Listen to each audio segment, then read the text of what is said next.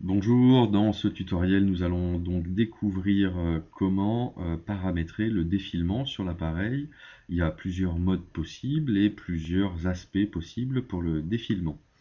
Alors on y va, on passe par le menu paramètres, le menu système et ici on va retrouver le menu défilement dans lequel on va pouvoir déjà sélectionner la méthode.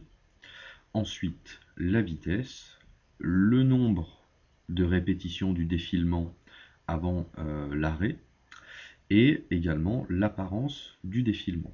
Alors, la méthode, déjà, soit c'est une méthode un contacteur, soit c'est une méthode à deux contacteurs. La méthode deux contacteurs est la méthode généralement utilisée lorsqu'on utilise l'appareil via le joystick d'un fauteuil roulant. Si je choisis un contacteur, j'ai donc la possibilité de choisir un défilement ligne-colonne ou bien alors un défilement linéaire. On va choisir un défilement ligne-colonne. On peut ensuite choisir la vitesse de défilement, exprimée en pas par seconde. On a donc une avance de 0,8 pas par seconde. Si je souhaite augmenter ma vitesse de défilement, je peux le faire là, ici, avec ma souris, ou alors je peux le faire également en pressant le contacteur et attendre que la vitesse augmente petit à petit jusqu'à ma valeur désirée. On va monter un petit peu plus que les 0,80 comme tout à l'heure. Voilà, 1 pas par seconde. Ici, c'est une fenêtre de test qui permet de tester la vitesse de défilement. Donc je lance le défilement. Si ça me convient, je peux aller cliquer sur Fait. Si ça ne me convient pas, je vais aller cliquer sur Nouvelle.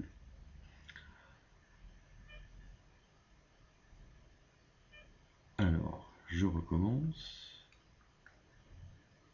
On se positionne sur 1 et je vais donc faire Fait. Je peux choisir également le nombre de répétitions du défilement, c'est-à-dire à partir du moment où je clique une fois sur mon contacteur, combien de fois le défilement va s'exécuter de manière complète, c'est-à-dire combien de fois il va y avoir un balayage de l'écran avant que l'appareil se remette en mode en attente, en stand-by. Donc je vais partir sur un choix de 3 répétitions.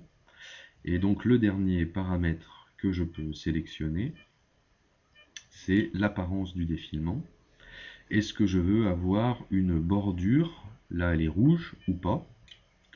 Si je n'en mets pas, j'aurai à ce moment-là un effet de surbrillance du bouton. Moi je préfère avoir une bordure rouge. Si je mets une bordure rouge, est-ce que j'obscurcis ou pas le bouton? Oui. Et dans la mesure où je mets une bordure, de quelle couleur est cette bordure? Est-ce qu'elle est jaune, verte, bleue ou ainsi de suite?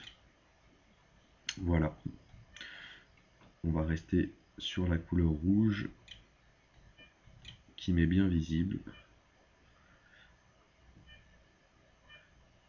Et je termine par Fait. Alors, dans les autres méthodes de défilement, la méthode de contacteur. On a la possibilité d'avoir un défilement soit automatique, soit manuel. Le défilement automatique va être géré de la manière suivante. Un contacteur pour lancer le défilement. Le défilement s'effectue de manière automatique. Et un deuxième contacteur pour valider. Dans le deuxième cas, le défilement manuel, on aura un contacteur pour lancer le défilement, mais aussi pour faire avancer de pas en pas le défilement, et le deuxième contacteur pour valider.